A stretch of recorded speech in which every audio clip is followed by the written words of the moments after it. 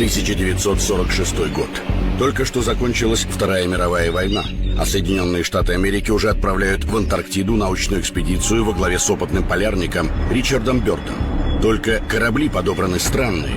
Авианосец, 2 эсминца и десантный корабль везут к Южному полюсу 4000 солдат, в том числе легендарных американских морпехов. Но зачем научной миссии такие военные силы? Американская эскадра была атакована.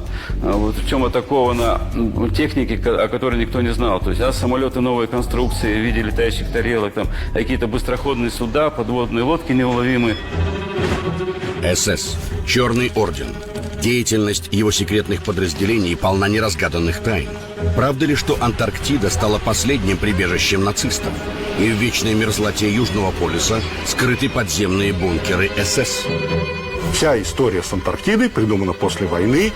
Не там ли сегодня хранятся собранные эсэсовцами и исчезнувшие после 1945 года древние магические артефакты? Они считали, что с помощью этих символов можно как-то изменить историю. Найдем вот этот артефакт, и мы победим там во Второй мировой войне. Что стояло за мистицизмом вождей Третьего рейха? Вера, безумие или практицизм? Мы видим дико архаичные воззрения, веру в культ крови и почвы. Но они все пытались из электричества сделать молнию Тора. Третий рейх пал в 1945-м. Труп Гитлера давно истлел в безымянной могиле. Но мистические тайны СС продолжают жить. Ну, потому что это человеконенавистническая, вот такая некрофильская история.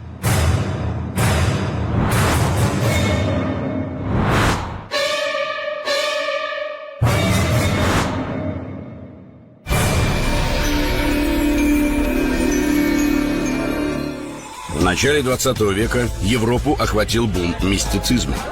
Немецкий философ Фридрих Ницше объявил, что Бог умер. Традиционная христианская церковь стремительно теряла прихожан. Миллионы людей самых разных сословий увлекались астрологией и картами Таро, магией и спиритизмом. Элита, политики, банкиры, военные, крупные буржуа и аристократы вступали в тайные духовные общества. Они искали новую, доступную лишь избранным истину. Весь мир переживал некий такой мировоззренческий кризис, который в конце концов вылился и в Первую мировую войну, и в революции, которые прокатились и по Европе. Когда система рушится, опор нет, люди получают определенную успокоительную пилюлю. Через мистицизм, через попытку найти какое-то свое предназначение, отвлечься от окружающей реальности. В те дни молодой художник Адольф Гитлер жадно читал бульварные журналы, переполненные антисемитскими статьями и рассуждениями о высшей расе. А потом решил вступить в одно из тайных обществ – Туле. Верхушка тайного общества организовала свою политическую партию, в которой Гитлеру была уготована особая роль. Следуйте за Гитлером. Я посвятил его в тайное учение, открыл ему центры видения и дал ему способ общения с силами. По некоторым данным, магистры Туле развили паранормальные способности будущего фюрера, поделились с ним сакральным знанием об управлении людьми, научили управлять массами. Его выступление, когда он помогал себе там и руками, и жестами, и интонацией голоса, он знал, в какой аудитории какие темы поднимать, какие болевые точки, где акцентировать внимание. Все это, конечно, способствовало. Может быть, это тоже можно считать мистикой. Там мистицизма было на 3 копейки, но он поверил в себя. Он пошел в это ораторское искусство, начал произносить речи перед, соответственно, зеркалом, натренировался. Как бы то ни было, в том, как Гитлер воздействовал на толпу, и вправду было что-то мистическое. Море людей до горизонта, они визжат от восторга, падают в обморок при виде Гитлера. Очень сложно внутри этой толпы придерживаться других взглядов. В 1921 году Гитлер был объявлен главой Национал-социалистической рабочей партии Германии.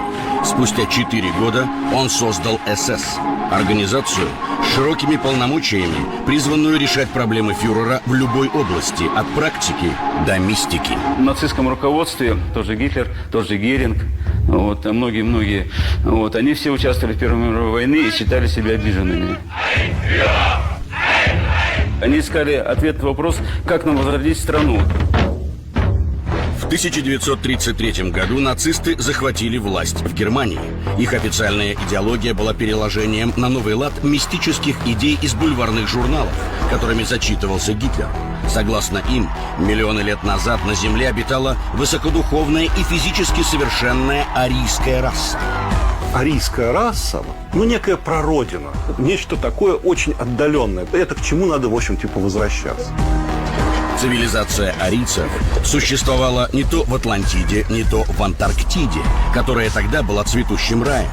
Она достигла вершин технологического развития, но утратила свое величие и погибла из-за смешивания сверхлюдей с жившими по соседству недочеловеками. Гитлер зацепился за эту расовую теорию. И добро пожаловать в мир национализма, übermenschей, нации господ. Нацисты утверждали, что немцы – прямые потомки арийских сверхлюдей, и немцы поспешили в это поверить. Торжественные парады новых арийцев должны были убедить массы в искренности и монументальности новой веры. Вот они одевали плащи с крестами, какие-то там псевдошлемы, и вот за ними шли девушки в балахонах с венками из зеленых листьев. Ну, естественно, все это переплеталось с некой-то мистикой, да, с попыткой вызвать духов, которые, может быть, что-то знают больше, чем живущие на Земле. Немцы могут вновь стать сверхлюдьми, утверждали нацисты, но для этого им нужно очиститься от влияния врагов недочеловеков. Эта российская идея в 30-е годы вызывала восхищение у большинства жителей Германии.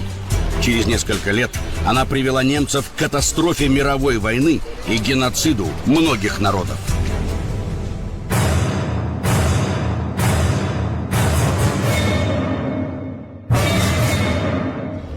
Очищением нации нацисты занялись сразу после прихода к власти.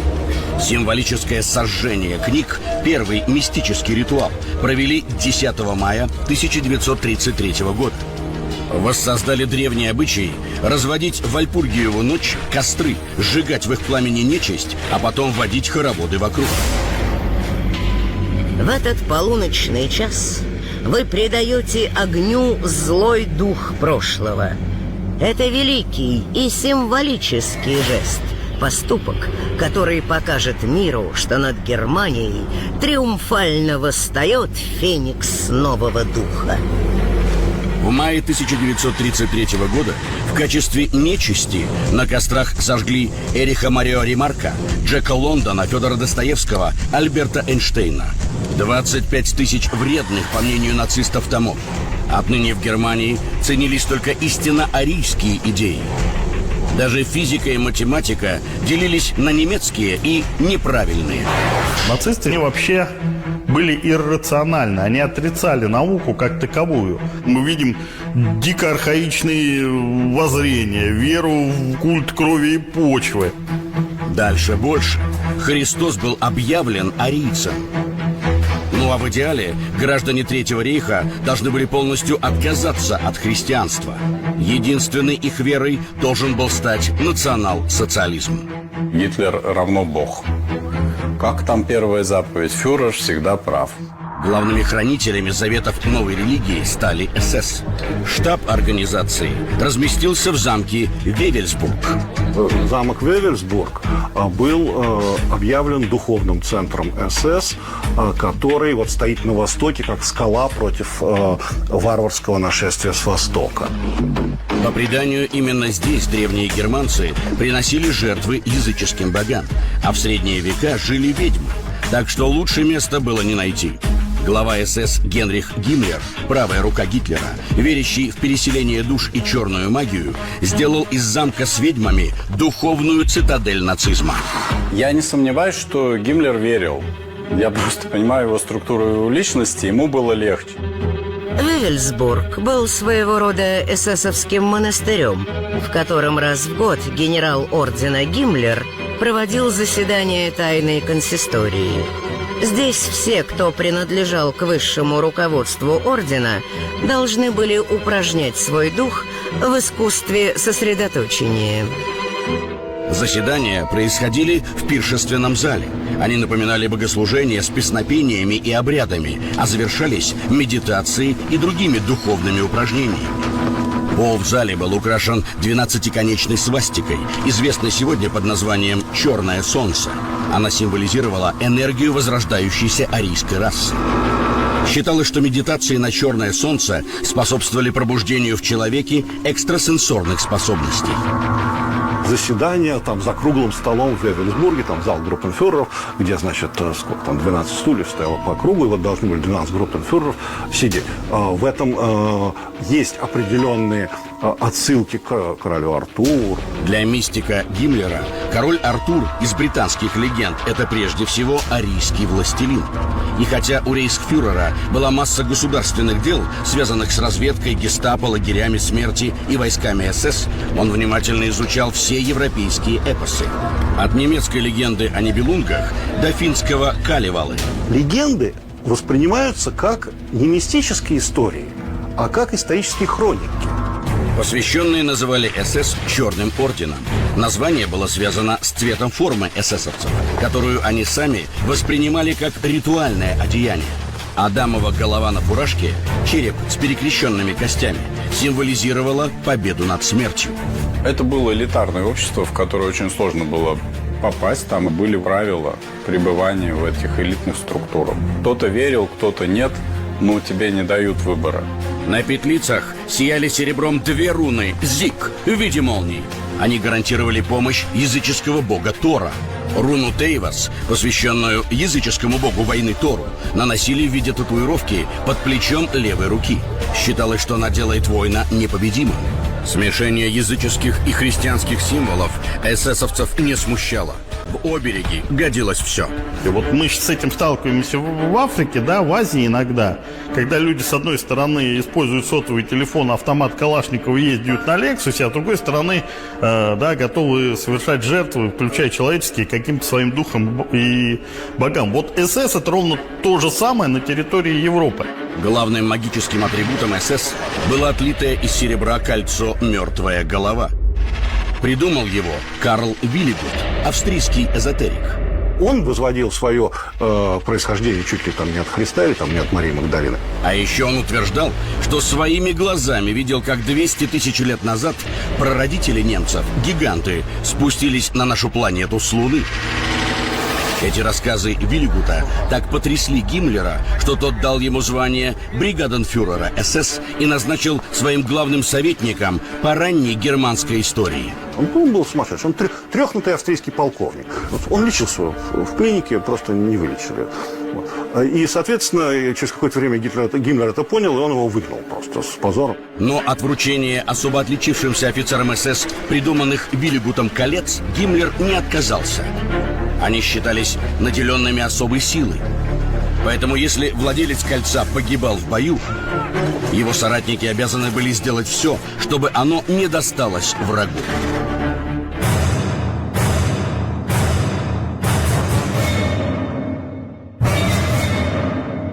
В 1935 году в СС была создана организация по изучению наследия предков Анненербе. Очень быстро она превратилась в целую отрасль немецкой науки с полусотней исследовательских институтов. Главной задачей Анненербе было доказывать реальность мифов об арийцах. Без этого нацистская идеология рассыпалась в прах.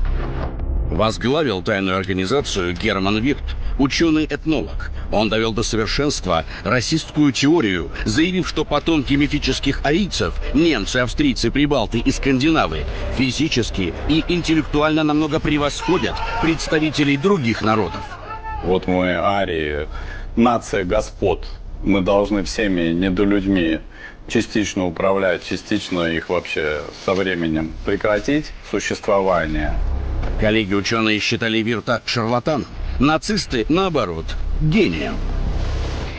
В Анненербе Гиммлер привлекал различных ученых по остаточному принципу. То есть тот, кого выперли из академических институтов, вот он их подбирал. И поэтому в Анненербе оказалось определенное количество людей, ну, скажем так, недостаточно чистоплотных с научной точки зрения, которым проще было придумывать, чем исследовать. SS, Reichsarbeitsdienst und Männer der Ученые Аненербе утверждали, что именно германцы, а не люди Древнего Востока, первыми перешли к сложному земледелию, научились обращаться с металлами, освоили ремесла и создали письменность. Es ist eine schöne und verpflichtende Что Древний Рим был основан арийцами, и даже памятники шумеров и инков являются артефактами арийской цивилизации. Вот смотрите, какой рейх могущественный, везде наши предки, огромные музеи артефактов, везде раскопки, все подтверждаются. Вот кругом арийцы, давайте додавим недочеловека. Немецкий народ вправе властвовать над миром. И ради этого потомки арийцев могут убивать. Убивать под руководством рыцарей СС, а также политиков, банкиров и военных из тайных мистических обществ. Это война идеологии и рас. На одной стороне стоит национал-социализм, идеология, основанная на ценностях нашей германской крови. На другой стороне стоит 180-миллионный народ, чья физическая сущность такова, что единственное, что с ними можно сделать, это расстреливать без всякой жалости и милосердия. Замысел вождей Третьего рейха был грандиозен – уничтожить недочеловеков и воссоздать нацию арийцев, которые должны будут заселить весь мир. Под контролем СС даже начали строиться экспериментальные арийские деревни по римскому образцу. Туда отбирали только расово правильных жильцов и завозили столь же породистый племенной скот. Через несколько поколений должно было сложиться новое общество счастливых блондинов с голубыми глазами.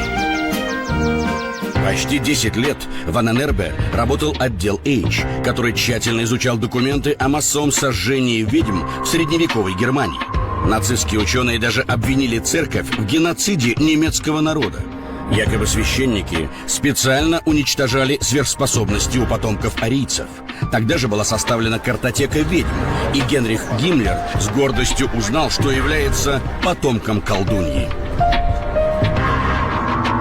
В июне 1936 года экспедиция Аненербе отправилась в глухие финские леса, чтобы записать на магнитофон ритуальные песнопения живущей там ведьмы. Эта работа получила высокую оценку Гиммлера. Магические практики разных народов нацисты намеревались использовать для создания психотехник по зомбированию людей. Я думаю, что цели были прежде всего практичные. Гитлер бы не потерпел сказки без конкретных результатов. Но самой важной и абсолютно секретной задачей Аненербе был поиск технологических тайн арийской цивилизации.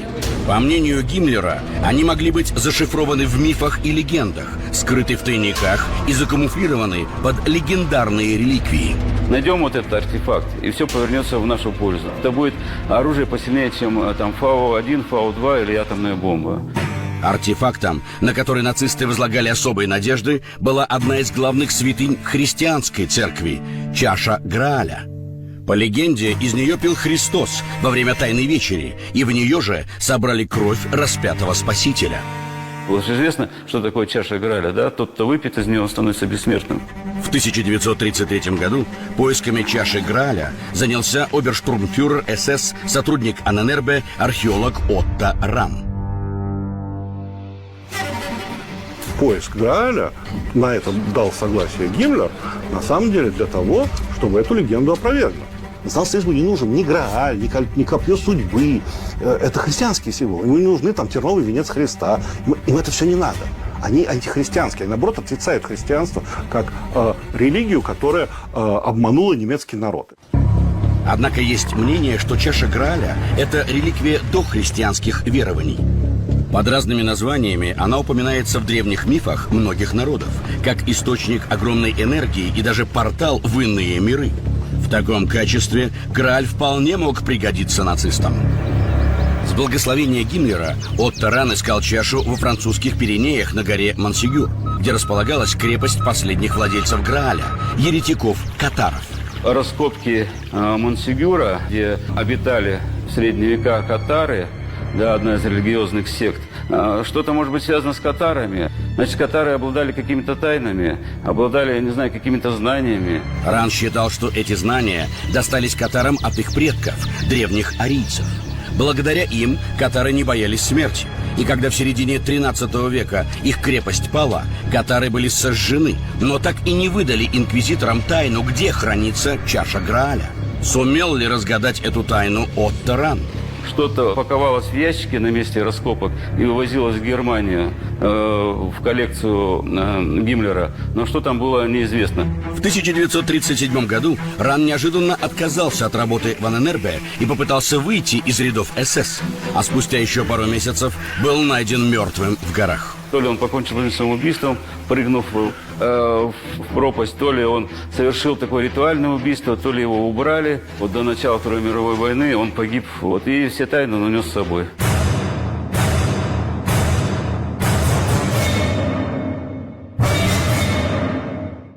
В 1938 году у главы СС появился новый любимец среди ученых – штурмбанфюрер СС Эрнст Шефер. Любимым стал и его проект «Экспедиция в Тибет». Гиммлера, верившего в реинкарнацию и общение с душами умерших, очень интересовали тайные знания тибетских лам и их паранормальные способности – телекинез, телепатия и особенно способность вступать в контакт с неизвестными цивилизациями, у которых рейхсфюрер всерьез мечтал раздобыть сверхоружие. Они владели теми знаниями, у которых не было, например, распоряжения у европейцев. Но делиться с европейцами, естественно, тибетцы не желали, потому что считали, что вот, если произойдет утечка информации, то Тибет, он превратится в такую же колонию, в которую, как, например, была Индия при англичанах. Поэтому главной целью экспедиции в Тибет Гиммлер объявил поиски представителей древней арийской расы, которые могли сохраниться в труднодоступных высокогорных районах. Тибетцы, они развивались изолированно от всего мира.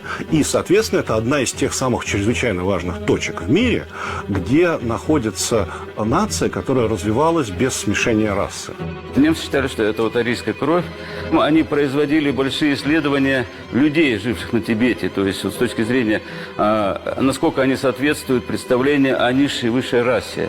Тибетцы считали, что, например, они высшая раса. Экспедиция провела подробные антропометрические измерения сотен тибетцев и пришла к выводу, что эта страна действительно является колыбелью арийцев. Кроме того, немецкие ученые копировали древние манускрипты, фиксировали на кинопленку тайные обряды и даже вскрывали захоронения. Но и антропологические, и этнографические исследования служили прикрытием совсем ненаучных целей. Там ехали разведчики заниматься картографией, налаживать связи с местными элитами, по максимуму вытянуть из этой территории какой-то полезной информации на будущее. Вот мы такие дурачки, фольклор собираем. Тоже ведь удобно. Какой разведчик говорит о том, зачем он куда-то двигается? В итоге между Берлином и Лхасой были установлены негласные дипломатические отношения. Мало того, правители Тибета согласились оказывать вождям Третьего рейха особую духовную помощь. Эта экспедиция смогла установить радиомост между столицей Тибета Лхаса и Берлином. Гиммлер мог бы запрашивать у местных махатм о том, а правильно ли это делать так или не так. Но рейхсфюреру этого было мало. Он хотел установить местонахождение страны счастья, мифической Шамбалы. Какая Шамбала? Никакой Шамбалы никто не искал вообще. В дневниках Шефера никакой Шамбалы нет.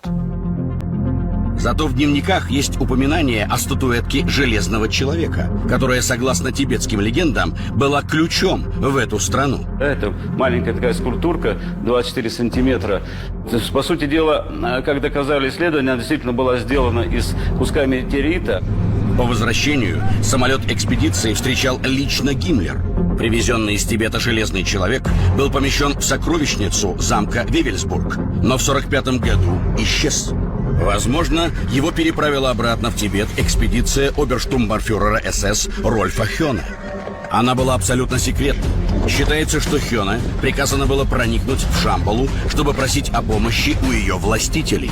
Они управляли временем, а значит могли позволить нацистам вернуться в прошлое, исправить ошибки и выиграть войну. В апреле 1945 года экспедиция Хёне, спустившись в одну из тибетских пещер, пропала навсегда.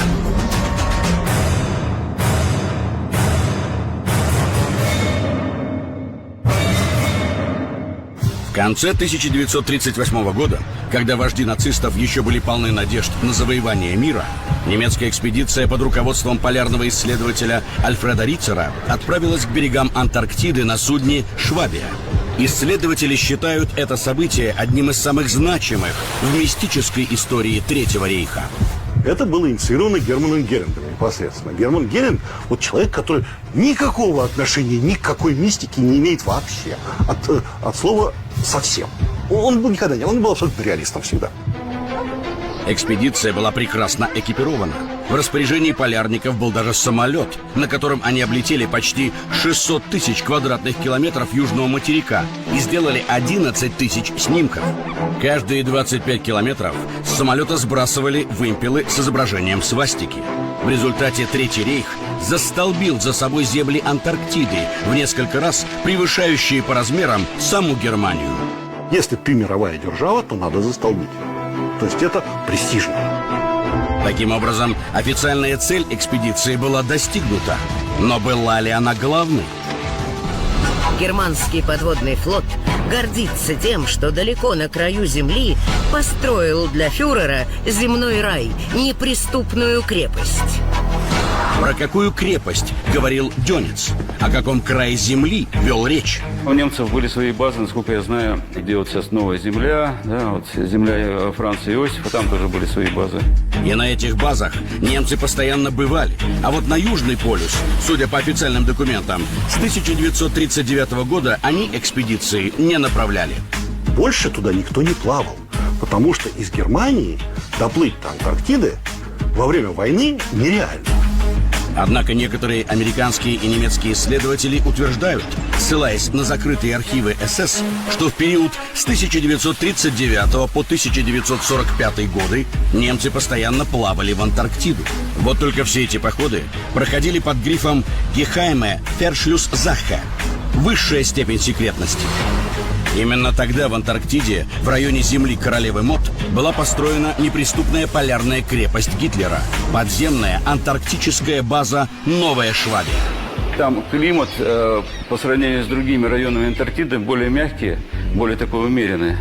То место, где эта база располагалась, немецкая 210, известно с тем, что под ней, во-первых, очень много подземных туннелей было обнаружено, пустых, природных. Они там смогли создать целый подземный город. Как можно построить базу, куда нужно, там, я не знаю, вкачать там десятки тонн бетона, тысячи тонн бетона, ну, чтобы она держала. Туда нужно завести горючее. Предполагают, что энергию и тепло подавал уникальный вихревой генератор, изобретенный Виктором Шаубергером. Его называли австрийским Теслой. А все остальное на базу «Новая Швабия» доставляли грузовыми подводными лодками. Подводная лодка, дай бог, везет горючего и продовольствие, чтобы самой туда-сюда сплавать. Впритык не хватает. Заправочные подводные лодки, они погибли там все уже к 1943 году. Их там было 10 штук. Сторонники существования базы утверждают, что она была готова к январю 1945 года. Тогда же там поселили несколько десятков расово совершенных девушек и юношей из Гитлер-Югенда. Лучшие образцы немецкого генофонда для возрождения арийской расы. Потом прибыл сверхценный груз – сакральные артефакты из сокровищницы замка Вевельсбург. Ну а большую часть базы заняли секретные лаборатории и заводы по созданию вундерваффе – чудо-оружия, которое сам Гитлер именовал оружием возмездия. Я уверенно смотрю в будущее. Оружие возмездия, которым я располагаю, изменит обстановку в пользу Третьего рейха. До сих пор неизвестно, что имел в виду Гитлер. Ядерное оружие, крылатые ракеты, управляемые бомбы или нечто абсолютно фантастическое. Оружие, созданное по технологиям неизвестных цивилизаций, доставшихся нацистам благодаря исследовательской деятельности Анненербе. Они все время разрабатывали это вундерваффе. То там пытались из электричества сделать молнию Тора, еще что-то. Ну, параллельно, извините, они реактивную технику создали, реактивный мессершмитт, и ракеты эти ФАУ и сделали такое огромное количество открытий за столь короткий промежуток времени, который определило развитие оружия на очень многие годы. База, по некоторым данным, существовала аж чуть ли не там 10-15 лет, вот, хотя точно доказательства нет. Вскоре после падения Третьего рейха, летом 1945 года к берегам Аргентины пристали немецкие подводные лодки Ю-977 и Ю-530. Их экипажи добровольно сдались властям, после чего были перенаправлены в США. Но, к сожалению, так с этими лодками непонятно, потому что те, кто был на лодках, исчезли просто из поля зрения и журналистов, и исследователей. Авторы немногочисленных книг, посвященных базе «Новая Швабия», утверждают, что перед заходом в Аргентину подлодки Ю-977 и Ю-530 доставили в Антарктиду группу высших чинов Третьего рейха. Кого именно, неизвестно, так как лица этих людей были скрыты масками. Известно, что после войны существовала секретная структура немецкая, которая занималась тем, что вывозила из стран Западной Европы офицеров СС. Возможно, среди прибывших были не только эсэсовцы, но также их шеф и даже сам фюрер. А найденные в рейхсканцелярии трупы принадлежали их двойникам. Вся история с Антарктидой придумана после войны. Какой-то один человек написал книгу «Свастика во льдах», в которой все это написал. Вот. Причем, значит, эта книга не имеет под собой ни одного факта, подтверждающего то, что там написано. Вот такая. Вот она является основой всего этого мифа. Больше никто ничего вообще не написал. Все остальное перепевы этого. Причем там этот человек, который написал, рассказывает, что все ему рассказал некий офицер СС, называет его имя и фамилию. Этого офицера СС не существовало. Это я вам гарантирую. Я проверил по спискам СС. Однако слухи о крепости Гитлера в Антарктиде вызывали беспокойство у секретных служб США. И в 1946 году ими была разработана операция «Высокий прыжок». К Южному полюсу на военных кораблях отправилась экспедиция под командованием контр-адмирала Ричарда Бёрда. Экспедиция вернулась домой на 3 месяца раньше срока, понеся потери в технике и личном составе. Американская эскадра, которая двинулась к этой земле мод, к Антарктиде, да, она, подойдя вплотную к тому месту, где якобы существовала эта немецкая база, была атакована. Вот, причем атакована техники, о которой никто не знал. Самолеты новой конструкции в виде летающих тарелок, там, какие-то быстроходные суда, подводные лодки неуловимые. В 90-е годы 20 века был опубликован секретный дневник Ричарда Бёрда.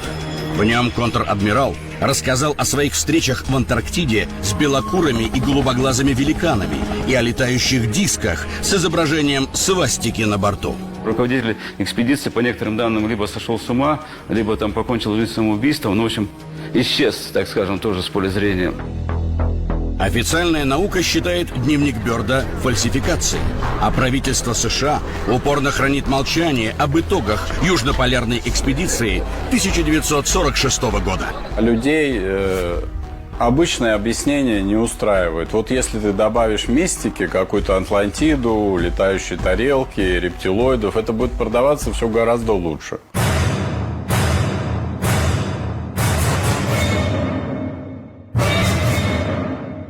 После войны по миру начали распространяться истории об алхимиках, состоявших на службе СС. Но все они оказались историями о шарлатанах, рискнувших обдурить самого Гиммлера. Простофиля Гиммлер влюбился в мага бензина Куршильдгена. Он пытался обмануть и меня, но я ему не поверил. Генрих Хайнц Куршильдген утверждал, что владеет секретом философского камня и обещал Гиммлеру построить установку по превращению воды в бензин. Довольно скоро он отправился в концлагерь как проходимец. Карл Мальхус гарантировал, что при помощи парафина произведет из речного песка золото. Все работы велись в концлагере Дахау. Мальхус действительно принес в СС крупицы золота, но оказалось, что он их предварительно спрятал в пачке сигарет. После этого он вернулся в Дахау, уже в качестве заключенного. Очень многих уничтожали. Но я думаю, что вокруг таких структур всегда много шарлатанов, которые что-то предлагают такое, вроде научное, да, там живая вода какая-нибудь. Еще были попытки наградить человеческим мышлением собак. Этим занималась кинолог Маргарет Шмидт. В собачью школу близ Ганновера отбирали наиболее одаренных животных со всей Германии. Но установить телепатическую связь с собаками так и не удалось. Правда, один беспородный пес научился весьма похоже гавкать «Майнфюрер». А эрдельтерьера Рольфа выдрессировали настолько, что он набирал слова на специальной клавиатуре. На этом все. Переключились на лошадей. Гиммлер распорядился проводить исследования по поиску и выведению породы коней, которых было озвучено в эпосе. Он хотел лошадь, которая может пройти бесконечное количество, в войсках, не знаю, не уставая расстояние, ей можно питаться. Породу, которая в свое время стала основой войск завоевателей. Что здесь мистического? Ничего. Чем дольше шла война с Советским Союзом, тем меньше у Гиммлера оставалось ресурсов для проверки мистических гипотез. Гитлер однозначно дал ему по рукам, сказал: решай практические вопросы. Исследуй, пожалуйста, черепа, измеряй, делай, чего хочешь, нет проблем. Ну, никакой мистики, никакого Одина не будет. В 1942 году рейхсфюрер СС открыл в Анненербе Институт научных исследований целевого военного значения. Здесь решали совсем не мистические задачи из области медицины. Проходили эксперименты по тестированию различных вакцин. То есть человек занимается ТИФом, да, не один человек, там 100 человек занимается ТИФ, разделяется на 10 групп, одна группа контрольная, а остальные 9 групп получают разные препараты. И смотрят, кто лучше выживет из этого всего. Вообще-то это не совсем наука. Подопытных заключенных травили всеми известными науке ядами, оставляли без воздуха в барокамерах и держали в ледяной воде почти до остановки сердца, а после заставляли женщин своими телами отогревать замороженных мужчин. Эти опыты называли оживлением с помощью животного тепла. Все исследования, которые проводились в концлагерях, имели абсолютно утилитарное значение, которые были связаны с поиском пределов человеческого организма, чтобы потом это использовать для спасения немецких солдат, спасения летчиков.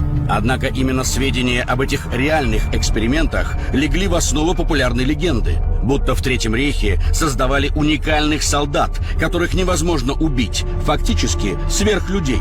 Нюрнбергский процесс над нацистскими врачами опроверг эту кровавую легенду.